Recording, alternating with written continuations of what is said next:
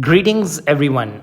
Today we are going to discuss our next process, that is perform integrated change control process. The integrated change control process is a systematic approach to reviewing, evaluating, approving or rejecting change requests throughout a project's life cycle. Once the project management plan is approved, any subsequent changes to the plan, project deliverables, or project documents must follow this process to ensure proper management and integration. The primary goal of this process is to maintain project objectives while minimizing risks caused by uncontrolled changes. Changes may be requested by any stakeholder at any stage of the project. For example, a sponsor might request a faster or more cost-effective project delivery, or a customer might propose adding new feature or expanding the scope. Let's discuss some key benefits of this process. Integrated change control process ensures that all changes are number 1, reviewed in an integrated manner considering their potential impact on the overall project. Number 2, integrated change control process ensures that all changes are documented and managed to prevent risks arising from unapproved changes. By addressing changes systematically, the process mitigates overall project risks and aligns modifications with project objectives. Let's discuss some steps in the integrated change control process. Number 1, assess the change. Evaluate how the proposed change affects the project scope, schedules, budget, and risks. Number 2, develop options. Identify viable strategies for implementing the change. Number 3, approval or rejection. Obtain formal approval from the appropriate authority, which may include the project manager, sponsor, or a change control board (CCB). Number 4, implementing the change. Execute the approved changes and update relevant project documents, plans, and baselines. Number 5, communicate decisions. Inform stakeholders of the approval or rejection and document the decisions. Let's discuss some key roles and responsibilities in this particular process. The role of the project manager. Project manager is responsible for overseeing the process, preventing unnecessary changes, and ensuring integration of approved changes. Change Control Board (CCB). CCB is a formally chartered group that evaluates, approves, defers, or rejects changes and communicates decisions. Stakeholders. Stakeholders can propose changes but must provide sufficient information such as estimated schedule and cost impacts for evaluation. Now let's discuss some key points to remember about this particular process.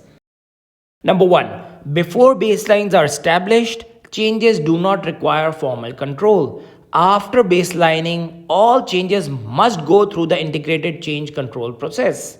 Number 2, configuration management plans define which project artifacts require formal control. Any alteration to these elements requires a formal change request. Number 3, verbal change request must be documented in writing and entered into the change management or configuration management system for tracking and evaluation. Always remember that understanding how to manage changes is a critical skill, as exam questions often focus on steps to handle change requests effectively. Remember the sequence. Number 1, assess the change and its impact. Number 2, develop options. Number 3, seek approval. Number 4, implement the change or communicate rejection. Never take actions without an assessment and never reject a change without an assessment. Let's move on to the inputs and see what inputs are required in this particular process.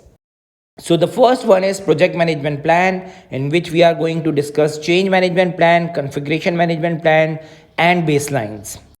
So let's discuss why we require change management plan here. Change management plan defines the process for collecting, evaluating, approving, and integrating change requests into the project.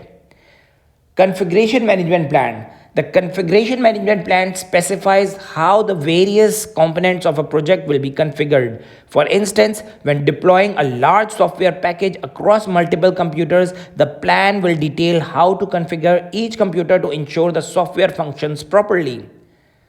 Baselines, we have discussed them before, but let's have a quick review. The scope baseline serves as the foundation for defining the project scope and deliverables. The schedule baseline is used to evaluate the impact of changes on the project timeline. The cost baseline helps assess the effect of changes on the project's budget. Next input here is project documents. In project documents, we are going to consider basis of estimates first. The basis of estimates explains how estimates were developed and serves as a guide for addressing any variances. Requirements traceability matrix. The requirements traceability matrix is a table designed to connect requirements to their source. It tracks the origin of each requirement, identifies the stakeholder who proposed it, and documents the rationale for its inclusion in the project. This tool helps monitor and manage requirements throughout the project's life cycle. Risk report. The risk report provides an overview of the project's overall risks as well as specific details on individual risks. Work performance reports. Key work performance reports relevant to the perform integrated change control process include resource availability, schedule and cost data, earned value reports, and burn up or burn down charts. Next input is change request. Change requests may involve corrective or preventive actions, defect repairs, or updates to control documents and deliverables. While some changes affect only performance against the baseline, others impact project baselines directly. In such cases, change requests should include details about cost, schedule modifications, resource needs, and risks. Decisions on these changes are typically made by the project manager or the Change Control Board (CCB), and only approved changes are incorporated into revised baselines. Next one is enterprise environmental factors. Factors influencing change control include legal restrictions, government or industry standards, organizational governance frameworks, and contracting or purchasing constraints. Organizational process assets. Organizational process assets impacting change control include change control procedures outlining modification and approval processes, procedures for approving and issuing change authorizations, configuration management knowledge bases with versions and baselines of official organizational standards and documents. Now let's discuss what tools and techniques are involved in this particular process. First one is expert judgment, which involves bringing in experts or subject matter experts to help plan or carry out a process. These experts have specialized knowledge or skills in a specific area, industry, or technology. Change control tools. Change control tools, whether manual or automated, manage change requests by identifying, documenting, tracking, and facilitating decisions on approvals or rejections. These tools support configuration management by identifying items, recording their status, and verifying changes through audits. Additionally, they aid change management by identifying, documenting, deciding on, and tracking changes to project documents, deliverables, or baselines. Tool selection depends on stakeholder needs and organizational constraints, ensuring effective communication with the change control board and stakeholders. The goal is to maintain accountability, manage changes efficiently, and meet project requirements. Data analysis. Data analysis is the process of systematically collecting, cleaning, transforming, describing, modeling, and interpreting data, usually using statistical techniques to extract meaningful insights and inform decision making. There are several types of data analysis techniques. Let's see what techniques we will be applying here.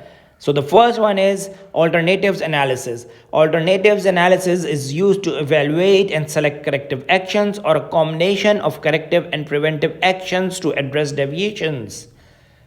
Cost benefit analysis. Cost benefit analysis helps determine the most cost effective corrective action to address project deviations.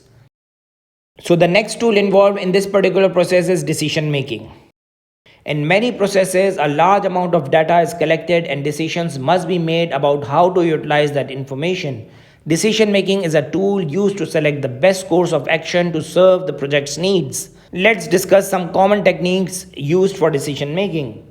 These techniques apply to most processes involving decision making, though additional methods specific to certain processes may also be used. Voting. Voting is a method used by a group to decide whether to proceed, modify, or reject something. Voting can take several forms: majority, where the decision with the most votes wins; unanimity, where everyone agrees; or plurality, where a decision is made even if a majority is not reached. Autocratic decision making. In this approach, one individual decides on behalf of the entire team without seeking group consensus. Multi-criteria decision analysis. This technique involves creating a table or metric that lists various criteria and evaluating options based on these factors.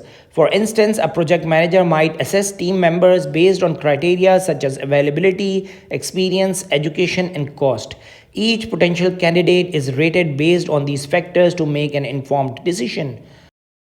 The last tool required in this particular process is meetings. Meetings are frequently used throughout the 49 processes and can be held in person or virtually. They often include stakeholders from various areas of the project. Let's move on to the outputs.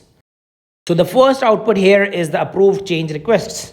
Once a change request is approved, it becomes an input for the direct and managed project work process where the approved change is implemented. The project manager must update the project management plan and relevant project documents accordingly. Project management plan updates. Approved changes may require updates to any of the 18 components of the project management plan. For instance, if stakeholders approve a faster project timeline, the project manager must update the schedule baseline to reflect the earlier completion date and adjust the cost baseline to account for additional expenses. Project documents updates. Similarly, any of the 33 project documents may need updates following an approved change. The change log is a key document that tracks the status of all changes, noting whether they were approved or rejected. For example, if an approved change adds work to the project scope, the change log must be updated to record this new scope addition. Thank you for joining me today. I appreciate the time and attention of all my viewers. For those of you preparing for project management exams or certifications, I encourage you to explore my other videos for more in-depth coverage on related topics.